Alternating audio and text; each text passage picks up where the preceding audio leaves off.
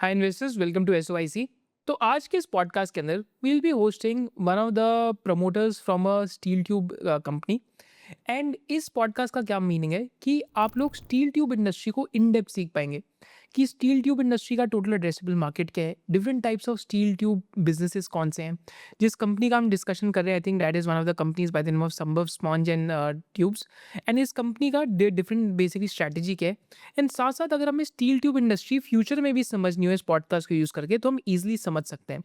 With this let's start the podcast.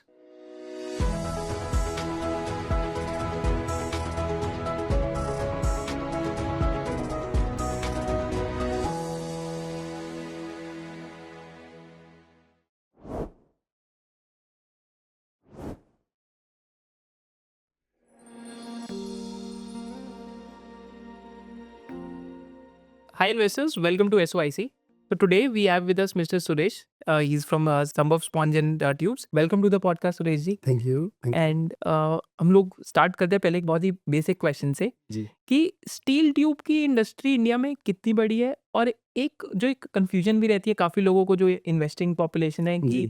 कई लोग stainless steel tube को कंफ्यूज कर लेते हैं ईआरडब्ल्यू से, कई लोग जी। ईआरडब्ल्यू को कंफ्यूज कर लेते हैं, डक्टाइल आयरन पाइप्स आते हैं, कई लोग डक्टाइल आयरन पाइप्स को और भी तरीके के पाइप से कंफ्यूज कर लेते हैं। तो अगर हम ब्रेक डाउन करें, अगर हम सिर्फ ईआरडब्ल्यू ट्यूब्स की बात करते हैं, तो इंडस्ट्री कितनी बड़ी होगी और कितने तरीके के पाइप्स हैं, ताकि लोगों को कंफ्यूजन ना आए फ्यूचर में। देखिए, मैं जब बात करूँगा आपसे पाइप की, ईआरडब्ल्यू की, तो ईआरडब्ल्यू पाइप जो है, आप स्टील पाइप की बात कर रहे हैं, मैं समझता हूँ। और स्टील पाइप का जो बाज़ार है, वो लगभग 10 से 11 मिलियन टन का बाज़ार है। जिसके अंदर में आप जब बात करें कि मार्केट में क्या-क्या माल अवेलेबल हैं, तो जब आप बात करेंगे मार्केट में, एक कन्वेंशनल बात आती है कि बार-बार सुनने में आता है जो, कि पतरा जो है एक पाइप, पतरे का पाइप, जो सुनने में आता है कि पतरे का पाइप है। और जो अनऑर्गेनाइज़ सेक्टर हमारे यहाँ पे इंडिया में काम करता है, जिसमें वो केमिकल कंपोज़िशन की बात हम बात करें मैकेनिकल प्रॉपर्टीज़ की बात करें, हम बात करें उनकी क्वालिटी थिकनेस की बात करें, गेज वेरिएशन की बात करें, तो वो जो पाइप है जिसके अंदर में कहीं न कहीं कुछ न कुछ कमियाँ हैं। या आप बात करें कि कुछ जो साइज़ की बात कर दें कि भई, जैसे मान लीजिए एक एक साइज़ तक 3 इंच तक ये बोलते हैं, साढ़े 3 इंच तक बोल दें कि वहाँ तक का जहाँ तक बनाने की लिमिट है। तो ये लिमिट के साथ में हम जब बात करेंगे ईआरडब्ल्यू पाइप की, तो ये पतरे के रूप में हम डिनोट करते हैं। अब जब बात करते हैं हम कि एचआर कॉइल के पाइप की, तो एचआर कॉइल जैसे संभव हम एचआर कॉइल के पाइप की बात करें, तो वो बाज़ार जो है जिसके अंदर में साइज़ लिमिट नहीं है, क्योंकि हमारे पास में नैरो विड्थ भी अवेलेबल है, हमारे पास में वाइडर विड्थ भी अवेलेबल है। राइट। तो वो जब हम बात करते हैं, तो वो बाज़ार जो है वो आप कह सकते हैं कि ये बाज़ार एचआर कॉइल के पाइप का बाज़ार है। अच्छा। जी। तो उसके अंदर में ये पूरा बाज़ार मिला के 11 मिलियन टन का जो स्टील ट्यूब का बाज़ार है। पतरा कितना आएगा इसमें से? पतरा लगभग 5 मिलियन के आस-पास होगी। 5 मिलियन, आज भी 5 मिलियन के आसपास। हाँ जी। एंड जब हम मतलब just to understand it more, जब भी हम स्टील ट्यूब्स की वैसे बात करते हैं, तो इसमें जो क्रूड स्टील है उसी से आपका एचआर कॉइल बना, उसी से हमारा ये बना। जी, जी, जी। तो ताकि लोग ये समझ जाएं, क्योंकि काफ़ी लोग स्टेनलेस स्टील पाइप से बहुत कंफ्यूज करते हैं स्टील ट्यूब्स को। तो स्टेनलेस स्टील पाइप बनती है, वो उसका रॉ मटेरियल स्टेनलेस स्टील है। एंड हमारा जो स्टील ट्यूब बनती है, उसका रॉ मटेरियल हमारा क्रूड स्टील है। देखिए, मैं बताता हूँ आपको। जब आप बात करते हैं स्टेनलेस स्टील की, तो स्टेनलेस स्टील को आप एलॉय सेगमेंट में ले सकते हैं। राइट। क्योंकि स्टेनलेस स्टील जो है फेरस मेटल उसमें पूरा फेरस मेटल नहीं है। स्टील की बात जब करते हैं, तो हम बात करते हैं फेरस मेटल की, राइट। जिसको हम कहते हैं कि 99% फेरस मेटल है। और उसके अंदर में थोड़ा बहुत कुछ और केमिकल है। बट हम जब बात करते हैं स्टेनलेस स्टील की, तो स्टेनलेस स्टील एलॉय का सेगमेंट है। इसके अंदर में 30% से लेके 40% एक बड़ा फिगर है, जो एलॉय है। जब आप बात करते हैं मैंगनीज की, राइट। जब आप बात करते हैं निकल की, जब आप बात करते हैं कॉपर की, क्रोमियम हो गया। क्रोम की बात राइट। करते हैं, राइट। तो इसके अंदर में 30 से 40% है। तो बिल्कुल स्टेनलेस स्टील को जो जो फेरस के मेटल से बने हुए स्टील ट्यूब्स हैं, उनसे बिल्कुल अलग है। स्टेनलेस स्टील सेगमेंट ही अपने आप में अलग है, जी। और इसके बनाने का प्रोसेस भी अलग है। आई थिंक जो व्यूअर्स हैं आपको इससे काफ़ी क्लैरिटी आएगी, क्योंकि काफ़ी लोग कंफ्यूज करते हैं स्टेनलेस स्टील पाइप को क्रूड स्टील ट्यूब्स के साथ। जी। एक सुरेश जी और क्वेश्चन आता है, जब हम इंडस्ट्री समझते हैं तो अपना इन अ नटसेल एप्लीकेशन, मतलब ये जो स्टील ट्यूब कहाँ लगती है हम लोगों के लिए? देखिए स्टील ट्यूब आज बात करें तो स्ट्रक्चर के अंदर में, आप अर्बन की बात करें, शहरों की बात करें तो स्ट्रीट लाइट में हो गई। जब आप बात करते हैं स्टील ट्यूब्स की तो आपकी जो भी रिक्वायरमेंट है, जो पाइपलाइन जो होती है, वो उसके अंदर में हो गया। आपका जो आज पानी जो घरों में हम यूज़ करते हैं, उसके अंदर में हमारी पाइप की रिक्वायरमेंट होती है। आप बात करते हैं कि एग्रीकल्चर इक्विपमेंट्स के अंदर में बड़ी क्वांटिटी में जो है स्टील पाइप्स की रिक्वायरमेंट है। आप बात करते हैं शेड्स की, तो शेड के अंदर में भी पाइप की बहुत बड़ी क्वांटिटी में रिक्वायरमेंट है। आप बात करते हैं घरों की, तो घर के अंदर में जो जो आप गेट बन रहे हैं घर के, आप रेलिंग की बात करें, रेलिंग में है। तो स्टील का अगर अर्बन में बात करें तो इस तरीके से, और बात करते हैं कंप्लीट इंफ्रास्ट्रक्चर की, तो रेलवे के अंदर में जो हमारे ब्रिज बनते हैं, रेलवे के अंदर आप जाते हैं तो हम चढ़ते हैं सीटों पे, आपने देखा होगा, जी, जी, हम जी। सीट में चढ़ते हैं पकड़ के, जो ऊपर की बर्थ पे जाते हैं तो वहाँ भी पाइप लगा हुआ है। राइट। हम जो बाथरूम की बात करते हैं तो बाथरूम में भी पाइप लगा हुआ है। तो रेलवे के अंदर इटसेल्फ, रेलवे की बोगियों में, फिर आप बात करेंगे कि जो रेलवे के स्टेशन है वहाँ पे, फिर आप एयरपोर्ट के अंदर में, एयरपोर्ट में इतने बड़े इंफ्रास्ट्रक्चर डेवलप जो हो रहा है, सारे में लगभग होलो पाइप ही अब लगने लग गया है। बाहर जो बड़ा सा स्ट्रक्चर बना होता है धोत में एंट्री के लिए। आप ये मान के चलिए कि पहले हमारे यहाँ पे भारत में कन्वेंशनल स्ट्रक्चर पे हम काम करते थे।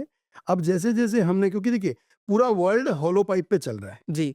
होलो पाइप पूरे वर्ल्ड ने अपना लिया, हम धीरे-धीरे, धीरे-धीरे उसको अपना रहे हैं और आज हम स्ट्रक्चर को रिप्लेस कर रहे हैं। तो आप देखेंगे पहले जो कन्वेंशनल स्ट्रक्चर से हमारे एयरपोर्ट बने हुए हैं, अब वो सारे होलो पाइप से ही बन रहे हैं और पाइप ही बड़ी रूप में यूज़ हो रहा है।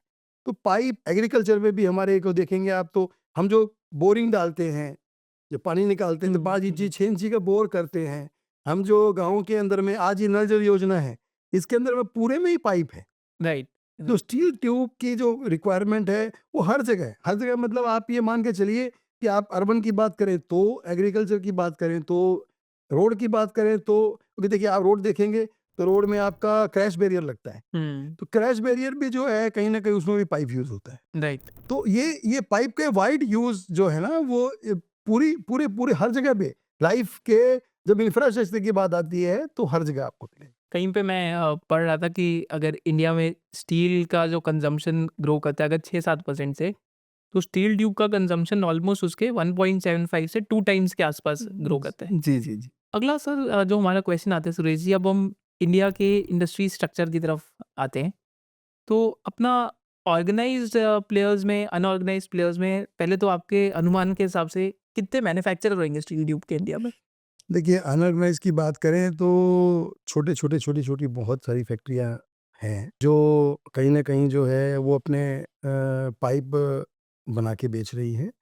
और ऑर्गेनाइज़ की बात कर दें अगर हम, तो ऑर्गेनाइज़ के अंदर में नैरो विड्थ की जो कॉइल जैसे संभव बनाता है और वाइडर विड्थ की कॉइल जैसे आपके प्राइमरी प्रोड्यूसर बनाते हैं, जिसके अंदर में बड़े नाम हैं सारे, जो टाटा है, जेएसडब्ल्यू है और सभी दोनों ही तरीके से पाइप हमारे पास में बन रहा है। एंड मतलब थोड़ा, मतलब हम कह सकते हैं कि इंडस्ट्री फ्रैगमेंटेड हो, कह सकते हैं हम कि तो मतलब नंबर ऑफ प्रोड्यूसर्स ज़्यादा रहेंगे। हाँ, ये कह सकते हैं। बट जो कुछ लार्ज प्लेयर्स हैं जिनकी सेल मतलब आज 1000 करोड़ से ज़्यादा हो गई या 1200-1300 करोड़ की हो गई। तो लार्ज प्रोड्यूसर्स में अगर हम देखते हैं तो आई थिंक एक तो हमारा एपीएल अपोलो का एक नाम आता है, एक सूर्य रोशनी का इसके अंदर नाम आता है एंड आई थिंक जेटीएल का भी जैसे नाम आता है।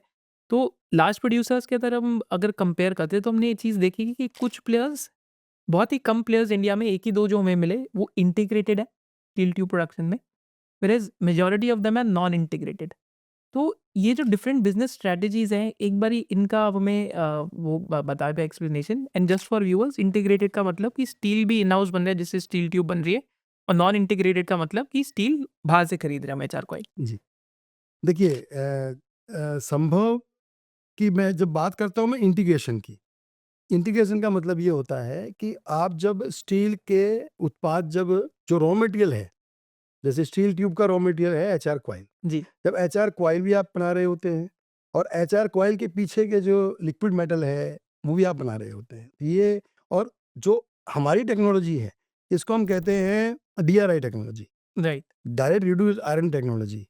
तो जब बात करते हैं कि इंटीग्रेशन के अंदर में ट्यूब बनाने की, तो आज से जब संभव, मैं आपको एक बड़ी गर्व के साथ कहता हूँ कि हमारा पहला प्लांट है भारत में, जो हमने इंटीग्रेशन के साथ में लाए। हम HR कॉइल नैरो विड्थ के अंदर में हम लेकर आए। तो जब ये ट्रेड हम लेके आए, नहीं। तब हमने देखा कि मार्केट के अंदर में जितने भी प्लेयर हैं, जो कहते हैं ना वाइडर विड्थ की यूज़ कर रहे थे, जो आप जैसे बड़े नाम आपने लिए सब, तो हमने ये देखा कि नैरो विड्थ के अंदर में भी जो ट्यूब बनाने की जो फैसिलिटी है, वो हो सकती है। और जब हम बात करते हैं नैरो स्ट्रिप की, तो हमारे पास में क्या है मार्केट के अंदर में, हमारे पास में आज हमारा जो सप्लायर है, आज हम जो सप्लाई कर रहे हैं मटेरियल, जो आगे सप्लाई कर रहा है, उसके पास में हम सप्लाई चेन को मैनेज कर सकते हैं, क्योंकि मेरे पास में मेरा खुद का रॉ मटेरियल है। राइट। तो आज जो बड़े जितने भी बड़े आपने नाम लिए, APL अपोलो है, JTL है, वो कहीं ना कहीं डिपेंडेंट है HR कॉइल के मैन्युफैक्चरर पे। राइट। राइट। तो मतलब दोनों बिजनेस स्ट्रेटजीज अपना डिफरेंट हो गई। एंड जो डीलर्स होते हैं, जो आपके डिस्ट्रीब्यूटर्स होते हैं, तो जनरली जब आप नैरो वेट क्योंकि आप खुद का बना के बेचते हैं, तो डिस्ट्रीब्यूटर लेवल पे मार्जिन में फ़र्क रहता है? देखिए हमारे पास में क्योंकि इंटीग्रेशन है, तो हमारे पास में हर स्टेप के अंदर में मार्जिन है। और हमारे पास में क्योंकि हम सप्लाई चेन मैनेज कर रहे हैं, जो हमारा जो डिस्ट्रीब्यूटर है, उसकी जो रिक्वायरमेंट है ग्राहक की, वो बना के दे रहे हैं। तो हम ये मानते हैं कि हमारे पास में प्रॉफिट की अगर हम बात करें, तो हमारे पास में हरदम कहीं न कहीं एज रहता है। और मैं आपको कह दूँ कि हम जब बात करते हैं इंटीग्रेशन की, तो हम जब बात करते हैं पावर बनाने की, तो हम इन हाउस पावर बनाते हैं। राइट। तो उसके भी हमारे को बेनिफिट मिलते हैं। हम इन हाउस मैन्युफैक्चरिंग करते हैं स्टील की, तो उसके भी बेनिफिट मिलते हैं। तो HR तक जो प्रॉफिट हम अर्न कर रहे हैं, वो प्रॉफिट हमारे प्लांट में इंटीग्रेशन के कारण ही। तो अब हम टुवर्ड्स द स्टोरी ऑफ संभव पे चलते हैं। तो जी। संभव की फाउंडिंग स्टोरी क्या है? जैसे हर एक बिजनेस के पीछे एक स्टोरी रहती है, तो प्रमोटर्स की स्टोरी क्या है? And कैसे आपको इंस्पिरेशन मिली संभव बिजनेस स्टार्ट करने की? देखिए जब हम बात करें फाउंडेशन की, तो हम पॉलीमर बिज़नेस से हमारी शुरुआत है। हम हरियाणा से आए, हरियाणा छत्तीसगढ़ में हम आए, तो हमने रिसाइकल पॉलीमर बिज़नेस की स्टार्ट की। और फिर पॉलीमर बिज़नेस में आगे बढ़ते-बढ़ते हम आए स्टील की तरफ में। तो 2004 में हमने पहला स्टील प्लांट लगाया, और कुछ लाइट माइंडेड लोगों के साथ में हम पार्टनरशिप में आगे बढ़े। और 2015 के आसपास जो है, वो हमने फिर हमारे मन में विचार ये आया कि क्योंकि हमारे पास में कोयला भी अवेलेबल है, अच्छा आयरन ओर भी अवेलेबल है, और जब हमने और रिसर्च किया, तो हमको समझ में आया कि नहीं, यहाँ तो अब छत्तीसगढ़ में तो हर तरीके की इस इंटीग्रेशन के लिए बिल्कुल उपजाऊ ज़मीन है। तो फिर हमने 2017 में हमने संभव की शुरुआत की। तो संभव की शुरुआत हमने इंटीग्रेशन के साथ की। पहले हमने इंडस्ट्री स्टार्ट की। तो इस बीच में क्योंकि देखिए हम ये समझ चुके थे कि अगर हम इनोवेशन और रिसर्च में जाएँगे, तो कहीं न कहीं जो है वो हम कुछ ऐसा कर पाएँगे जो सस्टेनेबल ग्रोथ की तरफ हमको ले जाएगा। तो 17 में हमने जब ये देखा कि हमने जब आयरन ओर को देखना शुरू किया, तो देखिए छत्तीसगढ़ के अंदर में आप देख लीजिए कि बहुत बढ़िया आयरन ओर, मैं कह सकता हूँ कि FET की बात आप कर लें, तो FET 67, 68 का। राइट। मैं बात कर लूँ आपके केमिकल कंपोजिशन की, तो बेहतरीन केमिकल कंपोजिशन का। क्योंकि आयरन ओर ही हमारे जो हम जो रूट कहते हैं जिसको, वो आयरन ओर से ही ड्राइव होता है। तो फिर हमने ये देखा कि भाई आयरन ओर भी अच्छा अवेलेबल है। अच्छा कोयले की आप बात कर लें, तो छत्तीसगढ़ तो कोयले का हब है, कोयला प्रचुर मात्रा में है। तो जब हमने दोनों चीज़ें देखी, तो हमने ये विचार किया कि अब इस सिस्टम में और हम क्या कर सकते हैं। 17 से 19 में पहुँचे। जब 19 में पहुँचे, तो हमारे पास में रिसर्च टीम ने हमने ये सोचा, या कह सकते हैं हमने फाउंड किया कि भई ये तो हम यहाँ पे स्टील एंड पाइप ट्यूब्स की बात क्यों ना करें। राइट। तो ये उस टाइम पे अनऑर्गेनाइज सेक्टर, जिसको आप अपनी भाषा में पतरा कह लेते हैं, जी। उसमें चल रहा था। अच्छा, लेकिन स्टील ट्यूब्स, क्योंकि देखिए भारत के अंदर में स्टील ट्यूब्स का जो स्ट्रक्चर को कन्वर्ट करने का, जो कन्वेंशनल स्ट्रक्चर, हुँ, एंगल, चैनल, बीम को कन्वर्ट करने का दौर वहाँ आप ये मानिए वहीं से शुरू होता है। 17 से के आसपास, 15-17 के आसपास शुरू होता है, जो कि आगे बढ़ता चला जाता है। पूरे वर्ल्ड के अंदर में होलो पाइप या कह लीजिए स्टील पाइप एंड ट्यूब्स की डिमांड लगातार बनी हुई थी। राइट। बट भारत के अंदर में कन्वेंशनल से हम आप आ रहे थे चेंज करते हुए ट्यूब्स की तरफ में। ट्यूब्स लगातार ज़रूरत थी भारत की। अच्छा, अब आई बात कि भई क्या बनाया जाए?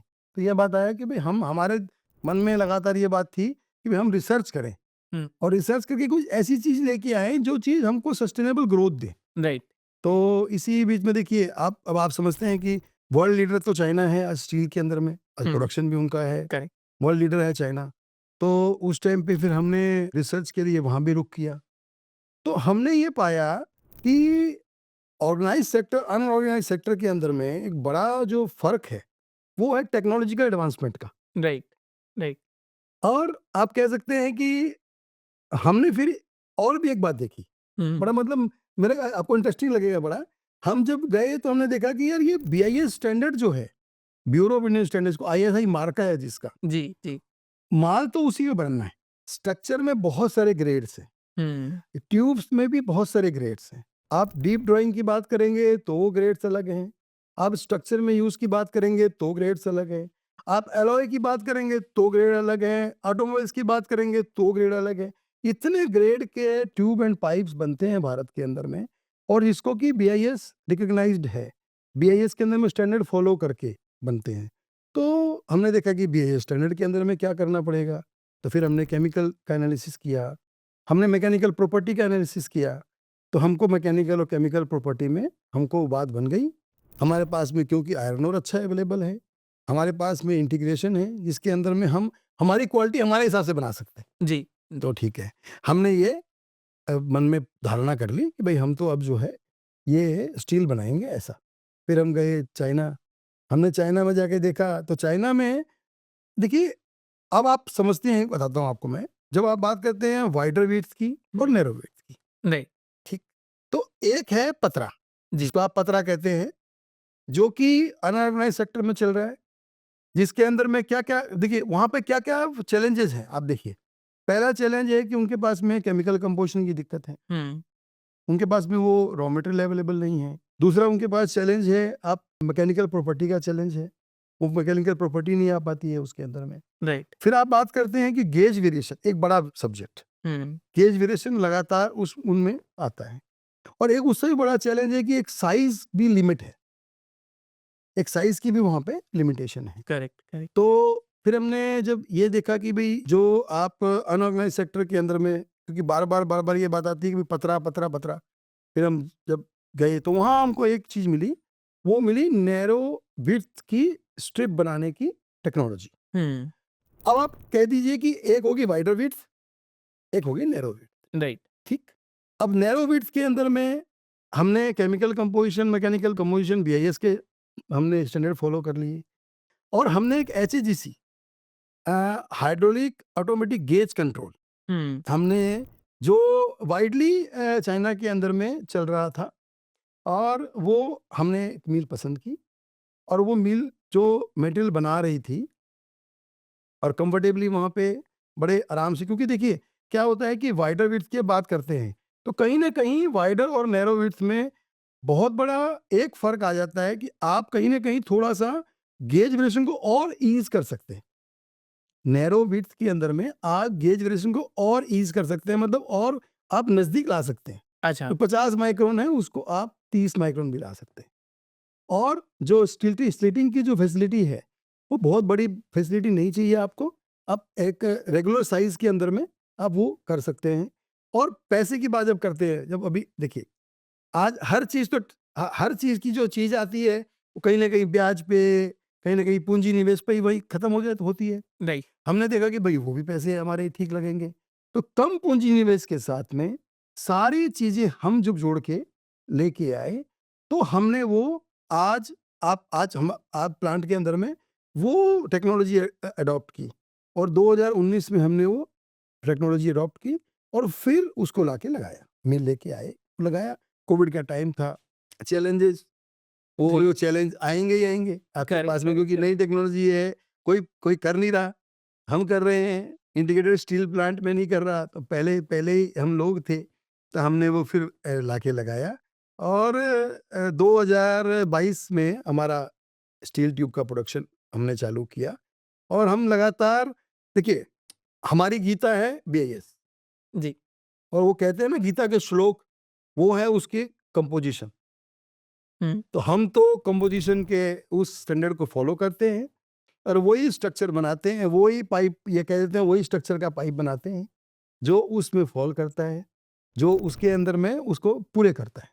तो हमारी गेज वेरिएशन, हमारे खर्चे, हमारे कम पूंजी निवेश के अंदर में हमने उस लगाया और फिर अब एक बात और आई, फिर आप बात करते हैं कि भाई क्या नया करें, क्योंकि रिसर्च टीम तो काम कर रही है। जी, जी. अच्छा, होता क्या है कि आप जब एक टीम बना लेते हैं, आप जब पुराने जब बहुत सारा एक्सपीरियंस ले चुके होते हैं, भाई हम 2004 से इस फील्ड में हैं, तो 20 साल का एक अनुभव, 18 साल का एक अनुभव बोल दीजिए, 2022 में मैं बात करूं, तो हमने फिर ये देखा कि भाई ऐसा क्या हम करें जो हमको और एज दे। हम्म. तो हमने एक देखा कि जीपी पाइप, जिसको आप, जीपी पाइप तो भाषा है, मेरी भाषा, ये इसको कहते हैं प्री गैल्वेनाइज्ड पाइप। राइट. हमने प्री गैल्वेनाइज्ड पाइप जो है वो इंट्रोड्यूस किया। जिंक का इन्वॉल्वमेंट होता है? यस, यस, जिंक का इन्वॉल्वमेंट होता है। अरे इसमें बड़ी बात बता दूं मैं आपको कि ये जो जीबी पाइप बन रहा था, ये फ्लक्स लाइन से बन रहा था। हम्म. अच्छा, जब बात करता हूँ मैं वाइडर वीड्स की, तो वाइडर वीड्स के अंदर में ये जो चीज़ें बन रही थी, ये बन रही थी नॉनॉक्स टेक्नोलॉजी से। ये सीजीएल लाइन जिसको कहते हैं कंटिन्यूअस गैल्वेनाइजिंग लाइन में, और नॉनॉक्स टेक्नोलॉजी से बन रही थी। हमने देखा भी ये नॉनॉक्स टेक्नोलॉजी, तो हमने वो अडॉप्ट की और आज मैं जीपी पाइप जो बना रहा हूँ वो नॉनॉक्स टेक्नोलॉजी यूज करके सीजीएल में थोड़ा सा पैसे ज़्यादा, देखिए वहाँ पे हमने पैसे बचाए हम्म. जब हम नैरो वीड्स खिलाए, क्योंकि हमको वो लगा कि भाई हम उसी स्टैंडर्ड को माल बना सकते हैं, तो हमने वो लगाया। यहाँ थोड़े पैसा एक्स्ट्रा खर्च करके हमने अपने उत्पाद को बेहतर कर लिया। आज जीपी कॉइल से हम सेवा कर रहे हैं। फिर एक बात आई, मन तो लगातार रिसर्च में लगा हुआ है, जी, जी. क्या ऐड करें। फिर ये बात आई कि भाई यहाँ भारत में देखिए कितनी बड़ी बात आप समझेंगे, तो इम्पोर्ट होता है स्टेनलेस स्टील। तो आप जब बात करते हैं इम्पोर्ट होता है, तो अब सरकार बात कर रही है या हमारी जो मुखिया बात कर रहे हैं आत्मनिर्भर भारत, हम्म. मेक इन इंडिया कॉन्सेप्ट, तो मन में ये बात है कि भारत की जो सब सेवा कर रहे हैं, तो हमारा भी क्या प्रयास हो, संभव भी कैसे है हम देश की सेवा कर सके। तो ये आई कि भाई हम इस सेगमेंट के अंदर में भी सोचते हैं। अच्छा, ये नीश सेगमेंट है, एलॉय स्टील का नीश सेगमेंट है, और इस सेगमेंट में आप जब जाते हैं तो आपको एलॉयज के साथ में चलना होता है। हमने अपने आप को मजबूत किया, हमने वो इक्विपमेंट लगाए, जी. और क्योंकि हमारे पास में नैरो स्ट्रिप मिल थी, नैरो विड्थ की जो मिल हम लाए थे वो वेल इक्विप्ड थी स्टेनलेस स्टील रोल करने के लिए भी, तो हमने वो रोलिंग की। हमने पहले तो मटेरियल बनाया, स्लैब बनाया, फिर वही इंटीग्रेशन की बात, हमने स्लैब बनाया, फिर हमने रोलिंग किया, और फिर आज हम हमारी बीए जो फिनिश की सीआर स्टेनलेस स्टील की शीट्स, जैसे पाइप बनता है जिससे आप, अच्छा आप स्टेनलेस स्टील की पाइप की बात कर रहे थे ना, आप यहाँ पे आप जी. देखिएगा कि पाइप कैसे अलग है, तो कि इसके अंदर में अलॉय है, हम्म. ये बहुत सारे प्रोसेस से गुजरता है, बहुत सारे प्रोसेस इसमें होते हैं, और इसकी जो प्रॉपर्टी है वो आप जंग नहीं लगेगा, ये प्रॉपर्टी है, तो ये इसको अलग करती है। तो इस तरीके से हमने फिर स्टेनलेस स्टील के पाइप के लिए हमने सीआर बीए फिनिश की कॉइल बनाई, और आज हम मतलब बात करूँ तो 2000 टन के आसपास हम आज की डेट में अचीव कर चुके हैं, और हमारी कोशिश है, क्योंकि 60,000 टन की हमारी इंस्टॉल कैपेसिटी है, जी. हम जल्दी पूरा कर लेंगे। स्टेनलेस स्टील की शाइन भी एक अलग ही लगती है, हाँ। और एकदम रस्ट नहीं होता. देखिए स्टेनलेस स्टील फ्यूचर का प्रोडक्ट है, जी, जी. क्योंकि आज हमारी बाइंग पावर आई, हम्म. हम अर्बन ग्रोथ कर रहे हैं। जी. अर्बन ग्रोथ का मतलब ये हो गया कि शहरों के अंदर में आप देखिए बड़ी-बड़ी बिल्डिंगें बन रही हैं। पहले क्या हो रहा था कि हम ये देखते थे कि चलो यार हमारा काम कंप्लीट हो जाए, हमारा घर बन जाए। अब क्या हो गया कि साहब हाथ लगाएँ तो यार फ़ील आना चाहिए। जी.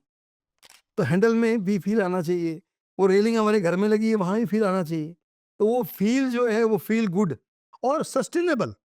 Right. देखिए आज आप देखेंगे शहरों के अंदर में भी रेलिंग की बात आप करें तो रेलिंग में मैं चेन्नई बीच में गया था, मैं फुटपाथ पे जब जा रहा था सड़क तो वहाँ पे भी रेलिंग में भी ऐसे स्टेनलेस स्टील के पाइप लगे हुए थे। अब आप पब्लिक ट्रांसपोर्ट के जितने भी ये बनते हैं आपके जो बस स्थानक बोलते हैं इसको, बस स्टॉप, उनमें स्टेनलेस स्टील। ये कहते हैं ना कि सस्टेनेबल ग्रोथ की तरफ ये कदम है। Correct. तो आप ये मान के चलिए, मैं ये मानता हूँ कि आज जितनी स्टील की खपत है, जो एजेंसियां भी बोलती हैं कि 5 साल में दुगनी हो जाए, और आज इंपोर्ट हो रहा है। Hmm. आज तक इंपोर्ट हो रहा था, आज भी कुछ ग्रेड अभी भी इंपोर्ट हो रहे हैं। राइट। तो इसको मतलब जर्नी आपकी हमने समझी, और एक चीज़ और जो हम जब स्टील ट्यूब की इंडस्ट्री समझते हैं उस पे सिंप्लीफाई किया कि 3 तरीके से बन सकता है, पतरा से, नैरो वेट से एंड आपका जो नॉर्मल एचआर कॉइल से बनाते हैं। नहीं देखिए, आप एचआर कॉइल कुछ नहीं है। हुँ, एचआर कॉइल वाइडर भी वही है, नैरो भी वही है। राइट।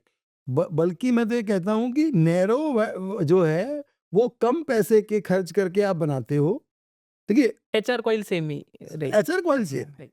ये कॉन्सेप्ट मैं इस आपके माध्यम से बात दूं, ये कॉन्सेप्ट बड़ा गलत सा कॉन्सेप्ट आ गया जी, कि नैरो विड्थ की जो कॉइल है वो अलग अलग है। अलग है, अलग नहीं है। जी, एचआर है, बीआईएस के नॉर्म्स पे है, आईएसआई का मार्के के साथ में है, केमिकल कंपोजिशन मैकेनिकल कंपोजिशन के साथ है, और जिस यूज में होनी है उस यूज के लिए परफेक्ट है। जी। एक यहाँ पे थोड़ा और, क्योंकि हम इंडस्ट्री भी समझ रहे हैं आपके साथ-साथ, एंड जब हम देखते हैं लिस्टेड स्पेस में, आई थिंक एक मैन्युफैक्चरर है साउथ इंडिया से, तो वो भी इंटीग्रेटेड ऑपरेशंस करते हैं, बट उनका शायद से इंटीग्रेटेड ऑपरेशन पतरा से है, अच्छा, राइट? तो वो एक हम हमारे और उनके बिजनेस में बेसिकली फ़र्क रहेगा मोटा-मोटा। तो देखिए अब आप फर्क की बात आप करते हैं, मैंने पहले बताया आपको कि पतरे में और एचआर में क्या फर्क है। मुझे लगता है कि वही फर्क हमारे में और उनमें होगा। संभव में या आप जिनकी बात भी कर रहे हैं उनमें वो फर्क होगा, उसमें वीड्स का फर्क होगा, जी, वो वीड्स कम बना रहे होंगे, गेज वेरिएशन हमारा अच्छा होगा। कहीं न कहीं और चीज़ें जो हमारी एचआर कॉइल में या कह दिए एचआर कॉइल में होती हैं, वहाँ लैकिंग होगी उसकी। तो ये बात तो आपको आप जब देखने जाएँगे, थोड़ा बारीक में जाएँगे, ये दिखेगी आपको। वही तो फ़र्क है साहब, जी, स्टील तो सारा स्टील है। करेक्ट। बात तो एचआर बनाने की है ना। जी, जी। जी। But now just before going forward, if you really want to become an industry expert in terms of mastering different industries and sectors, also अगर आपको अपने एसेट एलोकेशन में एक्सपर्ट बनना है, इसके साथ-साथ अगर आप ये सीखना चाहते हैं कि एक स्टॉक को वैल्यू कैसे करें, एंड इसके साथ-साथ अगर आप ये सीखना चाहते हैं कि एक स्टॉक के एग्ज़िट पॉइंटर्स क्या होते हैं, या फिर इंडेक्स और ईटीएफ इन्वेस्टिंग कैसे करें, and as a bonus session also हम एसओआईसी मेंबर्स को एआई एक्सपर्ट भी बना रहे हैं, जिसके अंदर हम उनको एआई टूल्स लेवरेज करके कैसे वो रिसर्च कर सकते हैं, अपने प्रोसेस को सिंप्लीफाई बना सकते हैं, हम वो भी सिखा रहे हैं। All these things are part of one SOIC membership. Link to register for the SOIC membership is there in the description below, and you can use the coupon code SOICAI10, क्योंकि अभी हम AI का course भी कर रहे हैं, जिससे हम SOIC स्टूडेंट्स को एक स्मार्टर और शार्पर इन्वेस्टर्स बनाना चाहते हैं। With this let's go back to the video. तो अभी हम कितने प्रोडक्ट्स बना रहे हैं और सिंप्लीफाई करने के लिए, अगर हम सोचे तो? देखिए हम स्टेनलेस स्टील बना रहे हैं, जी, हम जीपी पाइप बना रहे हैं, जीपी कॉइल बना रहे हैं, हम स्टील ट्यूब्स बना रहे हैं और एचआर कॉइल बना रहे हैं। हम एक कहते हैं कि कोल्ड रोल्ड कर जो हम सीआरएफएच बोलते हैं, कोल्ड रोल्ड फुल हार्ड, वो मटेरियल भी बना रहे हैं, जो पतली थिकनेस के जो जो जहाँ ज़रूरत होती है, वहाँ पे दे रहे अच्छा, अच्छा। एंड हमारा जो इबिट्टा पर टन स्टील ट्यूब के बिज़नेस में बनता होएगा मोटा-मोटा, तो वो हैं। रफ़ली क्या हमारी फ़िगर होएगी इसमें? देखिए, पिछले 3 साल से हुँ। हम ₹7 के आसपास हमारे फाइनल प्रोडक्ट पे हम ₹7 के आसपास ईबिटा लगातार अचीव कर रहे हैं। ये हम पर किलो की बात कर रहे हैं। ₹7 पर किलो। यस, पर टन 7,000 के आस-पास। 7,000। जो आई थिंक जो नॉन इंटीग्रेटेड प्लेयर्स का 3 से 4,000 के बीच में, या ढाई से 4,000 के बीच में शायद से फिगर रहता देखिए, है। मुझे उतना वो उन फिगरों को मैं नहीं जस्टिफ़ाई यहाँ कर पाऊँगा। बट मैं एक बात आपसे कह दूँ कि ये डीआरएस में हमने बताया भी है, हाँ जी, हाँ जी, और पीयर ये कंपैरिज़न। जी, ये हमारे डीआरएस में हमने फाइल किया है। तो सुरेश जी, अब हम चलते हैं कि प्रोडक्शन कैपेसिटीज़ की तरफ जी। एंड आपके कितने नंबर ऑफ प्लांट्स या फिर एक ही प्लांट है जो फुल्ली इंटीग्रेटेड है, तो नंबर आपका प्रोडक्शन कैपेसिटी का नंबर क्या रहेगा डिफरेंट डिफरेंट वर्टिकल्स में? जी। इसमें देखिए हमारे पास जो है वो स्टील पाइप एंड ट्यूब्स की बात हम करते हैं तो 3,60,000 टन हमारा जो है इंस्टॉल्ड कैपेसिटी है। और जीपी की बात हम करते हैं तो 60,000 और स्टेनलेस स्टील की बात करें तो 60,000। और अगर हम बात करते हैं आने वाले प्रोडक्शन की, तो हमारा जो केसदा में जो प्लांट हम अभी ग्रीनफील्ड में काम कर रहे हैं, जिसके लिए हमने ज़मीन ले ली है ऑलरेडी। और टर्म ऑफ रेफरेंस हमारा मिनिस्ट्री ऑफ एनवायरनमेंट की तरफ से हमको मिल गया है। और उसके अंदर में हम 1 मिलियन की 3 फेजेज़ में काम कर रहे हैं। जिसके अंदर में जैसे-जैसे मार्केट की डिमांड आती जाएगी, हम सेकंड फेज़, थर्ड फेज़ की तरफ जाएँगे। तो इसमें स्टील ट्यूब का कितना एक्सपेंशन रहेगा? स्टील ट्यूब का जो हम अभी आज सोच रहे हैं कि वो 1 मिलियन स्टील ट्यूब सोच रहे हैं, बट उसके अंदर में हम स्टेनलेस स्टील जी। फर्स्ट फेज़ के अंदर में 1,80,000 टन स्टेनलेस स्टील और 1,80,000 टन स्टील ट्यूब और वाइडर स्टील ट्यूब। अब जो हम बात कर रहे हैं, पहले जो हमने बात की, अब हम थोड़ा और नैरो से थोड़ा और वाइडर की तरफ जा रहे हैं और हम उसके अंदर में हमारे 7 इंच तक के पाइप का जो टिप है, वो हम उस प्लांट में बनाएँगे।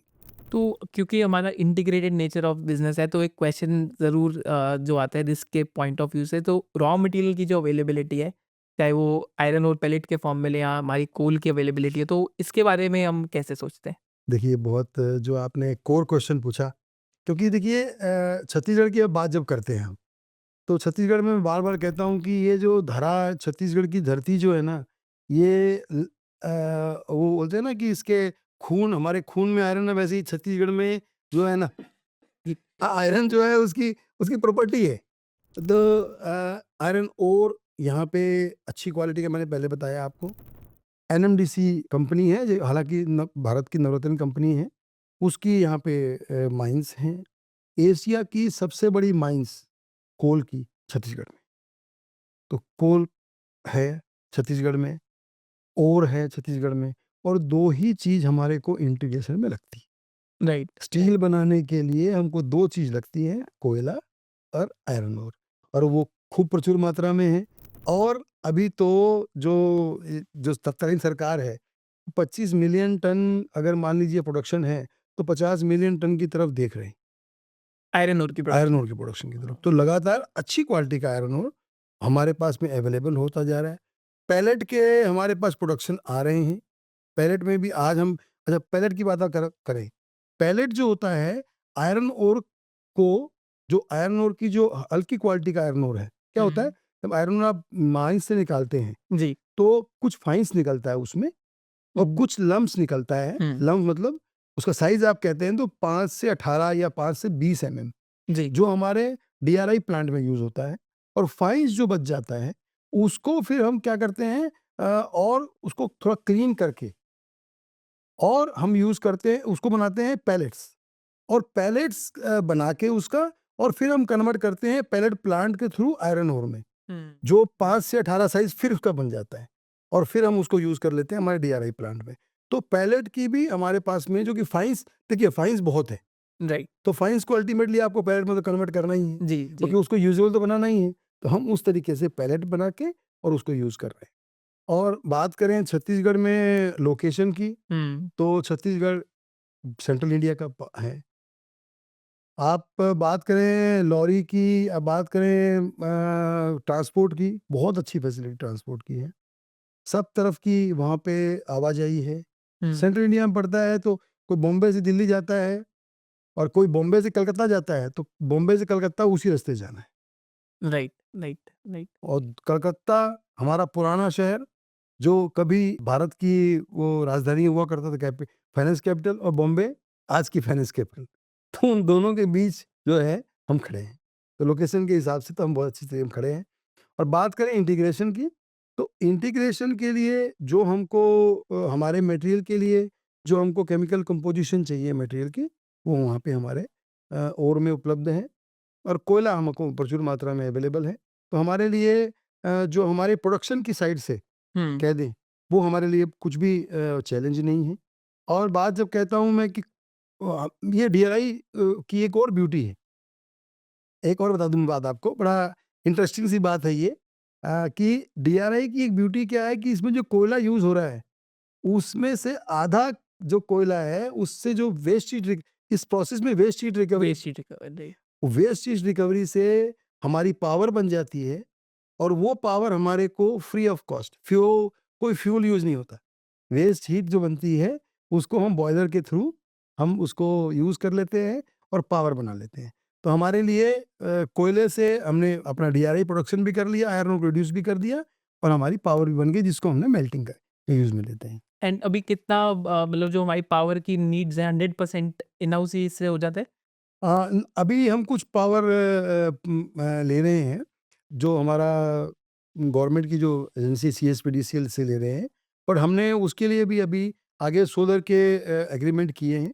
हम सोलर प्लांट पावर पे ही स्विच कर रहे हैं। हम रिन्यूएबल एनर्जी से हमारी जो ऊर्जा की ज़रूरत जो एनर्जी हमको लगेगी आगे, उसको पूरी करा एंड जब हम साथ-साथ देखते हैं कि हमने जैसे इस इंडस्ट्री को हमने तो ऑलमोस्ट सारी कंपनीज़ में पढ़ी, तो हम देखते हैं कुछ कंपनीज़ पैन इंडिया स्ट्रॉन्ग है, कुछ कंपनीज़ किसी पर्टिकुलर रीजन में स्ट्रॉन्ग है। तो अगर आपका जैसे बिज़नेस देखते हैं, तो आप कौन से स्टेट्स में कौन-सी जो ज्योग्राफीज़ हैं, वहाँ पे आप कहेंगे कि ये हमारे स्ट्रेंथ एरियाज़ हैं and maybe as a business strategy future में हम इन सारे स्टेट्स में भी एंटर करना चाहेंगे?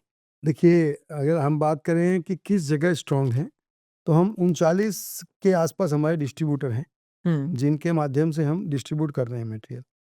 तो मैं तो ये कहता हूँ पूरा भारत मेरा घर है और मेरा स्ट्रेंथ क्या है कि मैं सप्लाई चेन मैनेज कर सकता हूँ, क्योंकि मेरे पास में मेरा खुद का इंटीग्रेटेड प्लांट है।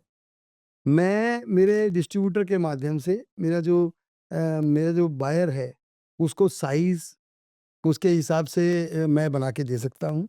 तो मैं ये समझता हूँ कि जहाँ मेरे माल की डिमांड रहेगी, वो मैं माल भेज सकता हूँ, क्योंकि रायपुर से पूरी पैन इंडिया की ट्रांसपोर्ट बहुत अच्छी अवेलेबल है। सेंट्रल इंडिया लोकेशन होने के कारण हम बहुत ईज़िली उस काम को कर पा रहे हैं। हुँ, और आप कह लीजिए कि अगर जो कोर एरिया है मेरा, जिसके अंदर में मैं ज़्यादा काम करता हूँ, तो महाराष्ट्र है, गुजरात है, हमारा छत्तीसगढ़ इटसेल्फ है ही है।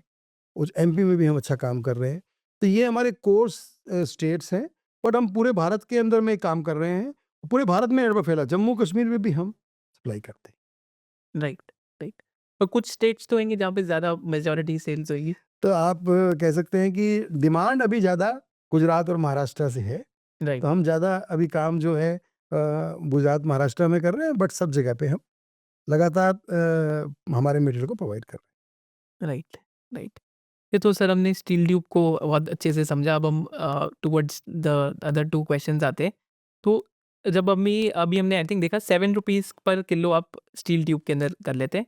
जब हम सेम स्टेनलेस स्टील की बात करते हैं, तो इसमें मोटा-मोटा क्या प्रॉफिटेबिलिटी रहता है, क्या मेट्रिक्स रहता है इसके अंदर? स्टेनलेस स्टील के अंदर में हम जो है वो अभी एबिटा हम ₹15 के आसपास जो है ₹15,000 टन के आसपास हम अचीव कर रहे हैं और हम ये उम्मीद करते हैं कि इसी एबिटा को हम जो है वो मेंटेन करेंगे और हमारी ये कोशिश भी रहेगी। देखिए, तो हर इंडस्ट्री की कोशिश रहती है हुँ, कि हम कैसे इसको और बढ़ा सकें। राइट, राइट, और मैं समझता हूँ कि क्योंकि भारत जो है, भारत की सरकार जो है, वो लगातार ये कहती है कि हमको आत्मनिर्भर बनना है, हमको मेक इंडिया इंडिया करना है। तो जैसे सरकारें लगी हुई हैं उस प्रयास करने में, हम भी उससे पीछे नहीं। एंड जो भी हम ग्रीनफ़ील्ड कैपेक्स कर रहे हैं, तो इसमें स्टेनलेस स्टील का भी हम साथ-साथ जी, राइट एंड क्रूड जो हम अपना क्रूड स्टील में स्टील ट्यूब और ये सारी चीज़ें तो जी, कर जी, रहे हैं, जी, जी। राइट। तो ग्रीनफ़ील्ड कैपेक्स का मोटा-मोटा क्या हमारा एक्सपेंडिचर मोटा-मोटा है एंड कितना आप लोगों का देखिए, ग्रीनफ़ील्ड के अंदर में हमने अभी हमारी रोलिंग मिल हम हमारे पास में हमने ले ली है। अब मैं लैंड की बात करूँ, लैंड भी हमने ले ली है और हम ये करते हैं कि जो हमारा फर्स्ट फ़ेज़ है, उसके अंदर में हम जो पैसे इन्वेस्ट करेंगे, उसमें थोड़े से पैसे हम जो है, वो मान लीजिए फाइनेंशियल इंस्टीट्यूशन से लेंगे, बाकी हमारे इंटरनल एक्वेरियल से ही हम उसको पूरा करेंगे। दिसंबर 26 तक हम इसको प्रोडक्शन में लाएँगे।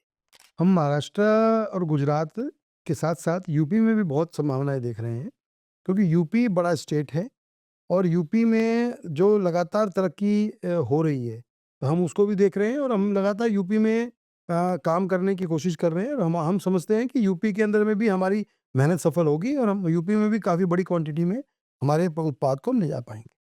तो यूपी में आई थिंक इंफ्रा प्रोजेक्ट्स भी जी, बहुत आ रहे हैं इस टाइम। काफ़ी इंफ्रा प्रोजेक्ट आ रहे हैं। देखिए, सोच जो है वो यूपी की अच्छी है, बड़ा स्टेट है और लगातार जो है वो तरक्की कर रहा है। तो मैं समझता हूँ कि यूपी के अंदर में आने वाले दिनों में बहुत अच्छी हम संभावनाएँ देखते हैं।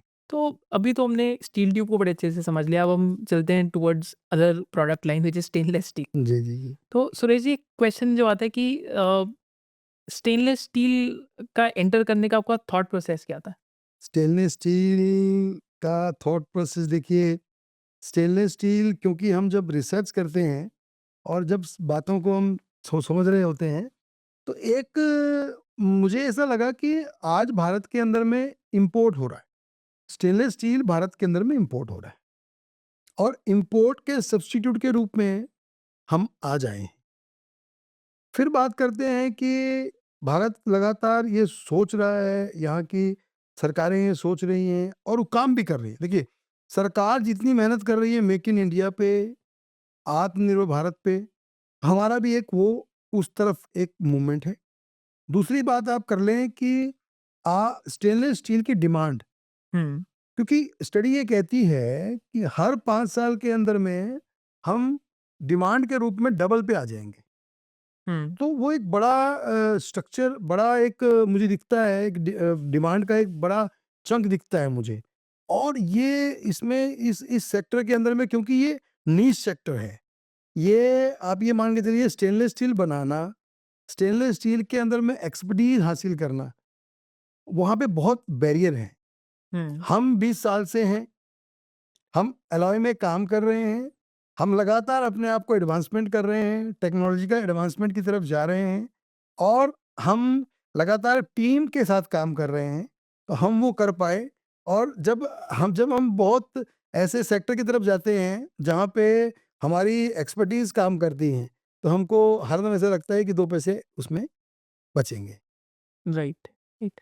एंड जो प्रोडक्शन रहती है अपनी स्टेनलेस स्टील की, तो एक तो कंटिन्यूअस मिल प्रोडक्शन रहती होगी एंड बाकी तरीके भी होंगे। तो आप लोग किस तरीके से उसका प्रोडक्शन कर रहे हैं? बहुत बड़ी बात आपने पूछी है कि हम कंटीन्यूअस मील के अंदर में हमारा स्टेनलेस स्टील का प्रोडक्शन कर रहे हैं।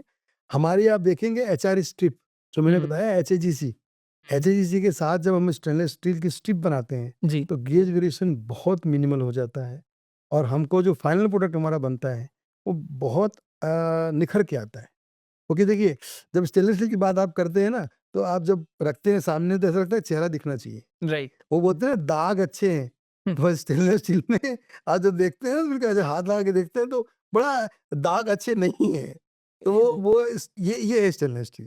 तो क्रॉकरी भी इसलिए स्टेनलेस स्टील की लोग इसमें शक्ल दिखती है। जी। तो आई थिंक इंडिया में 1 ही 2 और प्लेयर्स हैं जो कंटीन्यूअस मिल पे प्रोड्यूस कर रहे हैं अभी। हाँ, मुझे जहाँ तक मुझे जानकारी है, तो ऐसा ही है। तो हमने स्टेनलेस स्टील समझा, हमने आपका क्रूड स्टील का स्टील ट्यूब का इंटीग्रेशन का बिज़नेस समझा। अब हम चलते हैं टुवर्ड्स द रिस्क फैक्टर, और सबसे जो एक top of the mind question आता है कि हमने कुछ प्लेयर्स देखे हैं जो एसेट लाइट हैं, कि वो बाहर से एचआर कॉइल लेके they can produce steel tube and जितना भी उनको बनाना है।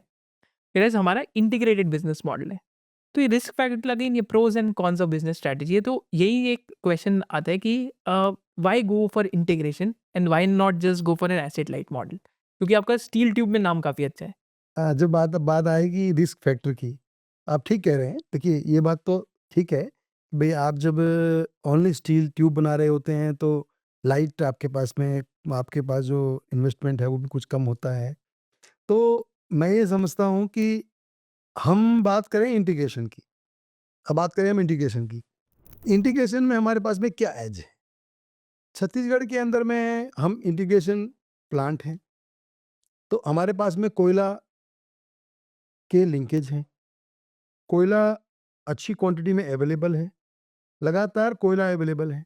हुँ, दूसरी हम बात कर लें आयरन ओर, वो हमारे पास में लगातार अवेलेबल है और नए प्रोडक्शन आते जा रहे हैं।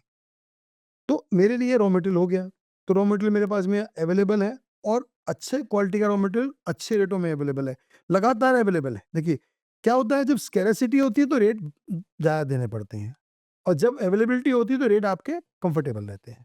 तो हम कंफर्टेबल रेट में अवेलेबल हैं, और कोयला तो हमको कहीं न कहीं लिंकेज में 10 साल के आप हमारे कई लिंकेज ऐसे हैं, गवर्नमेंट जो हमको देती है, उन 10 साल तक के लिए हमारे पास में बेसिक जो कोयले के रेट्स में, उनमें हमारे पास में एफएसए है, फ्यूल सप्लाई एग्रीमेंट है। हुँ, तो अब आती है बात कि जब आप बात करते हैं मेल्टिंग की, तो मेल्टिंग आप किससे करते हैं? हम जो हमारी वेस्ट हीट रिकवरी बेस्ड जो हमारे सिस्टम है, उससे हम पावर बनाते हैं।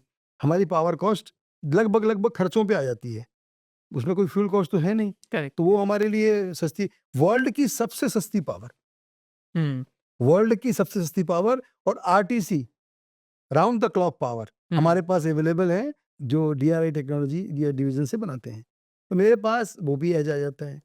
फिर मैं अपने डिस्ट्रीब्यूटर को, मैं अपने ग्राहक को सप्लाई चेन के हिसाब से, उनकी ज़रूरतों के हिसाब से मटेरियल दे पाता हूँ। तो मेरे पास वो भी आ जाता है। तो मैं समझता हूँ कि मेरे पास इतना कुछ है, हुँ, रिस्क फैक्टर जो है मेरे लिए, अ, मेरे जो इंटीग्रेशन के कारण बोल दीजिए आप, मेरे पास आप बोल दीजिए जो एज है उसके कारण बोल दीजिए, या आप कह दीजिए मेरे मेरे मैंने जो टेक्नोलॉजी लगाई नैरो विड्थ की, उसमें खर्चे कम किए, पूंजी निवेश कम करके मैं काम कर रहा हूँ, वो बोल दीजिए। मेरे पास में कहीं मुझे तो रिस्क का कहीं कोई लगता नहीं है, और हम 3 साल से लगातार एक लगातार रेगुलर परफॉर्म कर रहे हैं। क्योंकि आई थिंक ये एक क्वेश्चन जो भी बिज़नेस जी, जी। पढ़ते हैं तो उनको टॉप ऑफ द हाँ, माइंड रहेगा सबके स्टील मन की। में चलता रहता है कि रिस्क फैक्टर। राइट। तो आप नज़रिया देखिए, अपना नज़रिया बदलिए स्टील के प्रति। स्टील क्या होने वाला है? हुँ, आपको रेलवे में स्टील की ज़रूरत है। एक मेट्रो हम क एक एक हाई स्पीड ट्रेन क की तरफ आगे बढ़ रहे हैं, बुलेट ट्रेन की तरफ। 2500 बुलेट ट्रेन चल रही हैं चाइना के अंदर में। क्या हमारे देश के लोगों को आगे नहीं बढ़ना है? क्या लोगों को समय नहीं बचना चाहिए? आज पब्लिक ट्रांसपोर्ट जो चाहिए लोगों को, आज आपको एरो चाहिए। हुँ, भई मैं ये समझता हूँ, भारत सरकार जो है, क्या कर रही है? स्वास्थ्य के लिए अच्छा काम कर रही है। हुँ, आज सरकार आयुष्मान कार्ड दे रही है, तो उसके लिए कहीं न कहीं पब्लिक उसके मन में भावना है कि पब्लिक को इलाज मिले, जो उसकी नीड है। फिर बात आती है कि अनाज जो जो हमारे बोलते हैं ना कि खाना मेरा पहला अधिकार है, तो खाने के प्रति भी जो भोजन के प्रति भी सरकार की प्रतिबद्धता दिखती है। तो अब धीरे-धीरे क्वालिटी लाइफ भी तो चाहिए ना, हुँ, और क्वालिटी लाइफ में क्या है? धूल से सड़कें हटें, हम रोड पे चलें तो क्रैश बैरियर लगे हों, हुँ, जिससे कि हमारी सेफ्टी हो। राइट। ऐसा इंफ्रास्ट्रक्चर बने, जो इंफ्रास्ट्रक्चर कैमरे लगे हों, हुँ, तो अपराध जो है हमारे देश में जो कम हो, या हम सेफ हों। ये सब जब देखते हैं कि स्टील कहाँ अपनी उपस्थिति दर्ज करने वाला है। आप सोलर में देखिए, 400 गीगावाट या 800 गीगावाट या 1000 गीगावाट की अगर सोलार की प्लानिंग है, तो वो कैसे लगेगा? उसको ट्रांसमिट भी तो करना है भाई। Correct, correct. आप ट्रांसमिट करोगे, आप उसको घर-घर तक बिजली पहुँचानी है, आपको जो है पैनल लगाने हैं, तो स्टील मतलब बहुत हम अंडर एस्टिमेट कर रहे हैं स्टील को। स्टील बहुत कुछ होने वाला है देश के अंदर में, 93 केजी है per capita consumption, right, right, और आप जब देखेंगे वर्ल्ड एवरेज 200 केजी प्लस है, राइट। और चाइना की बात करते हैं 640 केजी है हुँ, पर कैपिटा स्टील का कंजम्पशन। तो बहुत कुछ कंजम्पशन के, क्योंकि भारत, आप कहते हैं कि हमारी शताब्दी है ये। अब ये जो 30 2020 30 और 30-40 ये भारत का है। हुँ, 2010 2020 चाइना का था। ये 20 साल हमारे हैं। हमको पार पहुँचना है, और जो वर्ल्ड कर चुका, हमको भी वो करना है। हमको भी वो एयर चाहिए, वो क्वालिटी एयर चाहिए, और वो चलते हुए बढ़िया सुंदर रोड चाहिए। सब कुछ चाहिए, क्वालिटी लाइफ़ चाहिए, कुल मिला के बात ये है। राइट। आई थिंक यहाँ पे तो आपने बड़ी अच्छी बात बोली, बस इंटीग्रेशन के साथ-साथ ही एक और जो एक क्वेश्चन आता है कि अगर सपोज़ करते हैं कि स्टील के प्राइसेज़ बड़ी जल्दी से गिर जाते हैं, तो इंटीग्रेशन का उसमें कहीं न कहीं फ़ायदा या फिर नुकसान, प्रोज़ एंड कॉन्स क्या उस सिनेरियो में रहेंगे? क्योंकि हम लोग जब सोचते हैं बिज़नेस इस बारे में, तो हम रॉ मटेरियल रिस्क बारे में भी उसमें सोचते हैं। कि अगर स्टील का प्राइस एक्सीडेंटली तेज़ी से गिर गया तो क्या वो ट्यूब में हमें एक्सपेंशन दिखती है उसमें मार्जिन में? या फिर हमारे लिए कैसे रहता है, वो इन्वेंट्री लॉस का सिनेरियो रहता है या नहीं रहता? देखिए, जब आप बात करेंगे ना कि इन्वेंट्री लॉस हो गई, हुँ, प्राइस गिर गए, हुँ, तो क्योंकि हमारे पास में इंडिकेशन होने के कारण क्या हो गया कि हमारे पास में अलग-अलग चीज़ें हैं। जी। हमारे पास में रॉ मटेरियल है मेल्टिंग के लिए, हुँ, एक वो हो गया, दूसरा हमारा पावर है, एक वो फैक्टर हो जाता है। फिर हमारे मेल्टिंग के प्रोसेस हैं, उसकी मार्जिन आ जाती है। फिर हम रोलिंग मिल में रोल करते हैं मटेरियल को, उसकी एक मार्जिन आ जाती है। फिर हम ट्यूब बनाते हैं, उसकी एक मार्जिन आ जाती है। तो हमारे पास में काफ़ी सारी चीज़ें जुड़ के हमारा प्रॉफिट बनता है। हुँ। तो जब भी अगर आप बात करते हैं प्राइस गिरने की या बढ़ने की, तो बहुत ज़्यादा इम्पैक्ट जो है हमारे ऊपर में नहीं आता है, क्योंकि हम इंटीग्रेटेड हैं। अगर हम इंटीग्रेटेड ना हों और एक ही प्रोडक्ट में डील कर रहे हों या एक ही प्रोसेस में डील कर रहे हों, तो जब भी फ़र्क आएगा तो पूरे प्रोसेस पे फ़र्क आएगा। तो फिर क्या होगा कि हम इंटीग्रेटेड होने का जो फ़ायदा है, वो इस तरीके से भी देख सकते हैं। कि कभी किसी ना किसी डिवीज़न में तो फ़ायदा हो यस, जाता है, यस। कभी किसी ना किसी डिवीज़न में हाँ, प्रॉफ़िट। ये आप उस तरीके से समझें, कहीं जी। न कहीं कुछ न कुछ होता रहेगा और हमारे को जो है वो पैसे, क्योंकि पूरा एक प्रोसेस होने के कारण पैसे मिलते हैं, पर हमें ओवरऑल जो आपका एबिट है उस पे ज़्यादा दिखता है। उस पे दिखता है। जी। सो सुरेश जी, हमारी साइड से लास्ट क्वेश्चन जो हम हर एक पॉडकास्ट गेस्ट को पूछते हैं। नेक्स्ट 3 टू 5 इयर्स में आप इंडस्ट्री के ट्रेंड को किस टुवर्ड्स देखते हैं? एंड साथ-साथ आपके आपका जो बिज़नेस है, आपका खुद का बिज़नेस विज़न क्या है संभव के लिए? जब हम बात करें इंडस्ट्री की विज़न की, तो पहले मैं आपको एक बात समझाऊँ या बताऊँगा कि कैसे ये इंडस्ट्री ग्रो कर रही है। जब आप देखते हैं कि आज से कुछ साल पहले तक हमारे आर्किटेक्ट हो गए, इंजीनियर्स हो गए, जो पहले डिज़ाइन बनाते थे, तो उनके अंदर में एंगल, चैनल, बीम की ही बड़ी क्वांटिटी में वो डिमांड आती थी। अब सबने देखा है कि हमको लाइट स्ट्रक्चर बनाना है, क्योंकि अब देखिए लाइट स्ट्रक्चर से हमारी कॉस्ट सेव होती है और ड्यूरेबिलिटी भी लाइट स्ट्रक्चर से मिलती है। तो आज उस तरीके से देखेंगे तो लगातार वो फ़र्क आ रहा है और हमारे को रिप्लेसमेंट बोल सकता हूँ मैं कि ट्यूब एंड पाइप रिप्लेस कर रहा है। और आप देखिए कि जैसे-जैसे नई-नई आज आप बात करते हैं कि अगर मैं बात करूँ कि हमको सुरक्षा पे काम करना है, तो हमको कैमरे लगाने हैं। तो कैमरे के लिए आप देखिए कहीं पर भी आपको जो पोल्स लगेंगे, स्ट्रीट लाइट पोल लगते हैं, इसके अंदर में कैमरे फिट होते हैं और वो भी पाइप से बनता है।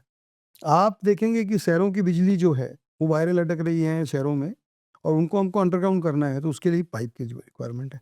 तो पाइप की इस तरीके से देखेंगे तो बहुत बड़ी ह्यूज रिक्वायरमेंट लगातार बनी रहेगी और मैं देखता हूँ कि आने वाले 5 सालों में लगातार ये पाइप एंड ट्यूब ग्रो करता रहेगा। अब बात आप करें कि संभव की, तो संभव जो है वो देखता है कि उन्होंने हमने जीपी बनाया, तो गैल्वनाइज्ड प्री गैल्वनाइज्ड पाइप का जो कोस्टल बेल्ट है भारत की, हम वहाँ देखते हैं कोस्टल बेल्ट में लगातार जो है वो जीपी पाइप का यूज़ होता है, क्योंकि वहाँ पे एयर जो होती है उसके अंदर मॉइस्चर होता है। तो अगर आप कोई भी स्ट्रक्चर लगाते हैं तो वो खराब हो जाता है। तो जीपी जो है वो उसको उसको बचाता है, वो लोहे को खराब करने से बचाता है। तो हम वो भी देखते हैं कि हमको वहाँ पे एक लगातार हमको कोस्टल बेल्ट में इसकी रिक्वायरमेंट रहेगी। और हम मिडिल ईस्ट की अगर बात करें तो मिडिल ईस्ट के अंदर में अभी हमारे पास में काफ़ी अपॉर्चुनिटी है जीपी पाइप को वहाँ पर, क्योंकि वहाँ पे जीपी पाइप का प्रोडक्शन है नहीं। और जब बात आप करते हैं मेरे फ्यूचर की, संभव के फ्यूचर की, तो मैं देखता हूँ कि हम 5% के आसपास मार्केट शेयर जो है वो स्टेनलेस स्टील के अंदर में प्लांट सोच रहे हैं और 10% के आसपास हम सोच रहे हैं कि हमको ट्यूब एंड पाइप जो हम बना रहे हैं उसके अंदर में मार्केट शेयर हमारा हो जाए। इसी राइट, दिशा में लगातार हमारा प्रयास है। राइट। और जो हमारा नया प्रोजेक्ट आ रहा है उसके अंदर में भी स्टेनलेस स्टील भी और स्टील एंड ट्यूब्स में हम 7 इंच तक का पाइप लेके आ रहे हैं और ये मेरे को जहाँ तक जानकारी है 80% के आसपास मार्केट की जो रिक्वायरमेंट है स्टील एंड ट्यूब्स में वो हम पूरी कर लेंगे मतलब हम उन साइजों में पहुंच जाएंगे और फिर हम उसके अंदर में डीएफटी टेक्नोलॉजी जो तो अब तो छुपी हुई चीज टेक्नोलॉजी नहीं है वो, डायरेक्ट फॉर्मिंग। डायरेक्ट हाँ, फॉर्मिंग ट्यूब्स जो हैं, हाँ। इसके अंदर में देखिए स्ट्रेंथ भी कहीं न कहीं इम्प्रूव होती है अगर आप बड़े पाइप की बात करें तो। हम्म। और कहीं ना कहीं थोड़ा सा वहाँ पे और भी कुछ एज मिलती है, वो उसकी तरफ भी हम प्रयास दिशा में हैं कि हम जब हमारी जो केसदा वाला प्रोजेक्ट जो हमारी थर्ड आएगी, तो उसके अंदर में उसको भी हम जोड़ेंगे, तो हमारी बास्केट हम पूरी कर लेंगे। राइट। हम पूरी बास्केट करके और 100% जो स्टील एंड ट्यूब्स के अंदर में हम हमारी जो रिक्वायरमेंट है वो पूरी कर। So this was the session जहाँ पे हमने स्टील ट्यूब इंडस्ट्री को सीखा एंड हमने सीखा कि एप्लीकेशन ऑफ स्टील ट्यूब क्या है, why is this industry growing. फिर हमने स्टेनलेस स्टील की भी बात करी, सुरेश जी ने हमें बड़े अच्छे से समझाया। देन साथ साथ हमने इंडस्ट्री स्ट्रक्चर भी सीखा एंड देन हमने संभव का बिजनेस मॉडल भी समझा, दिस फैक्टर्स भी हमने देखे एंड फाइनली हमने ये भी देखा कि why is this industry growing और how could it grow for next 3 to 5 years. तो thank you so much Suresh ji and जो भी व्यूअर्स हैं, आपकी जो भी लर्निंग्स हो इस इंडस्ट्री बारे में, do mention them in the comment section below. Thank you.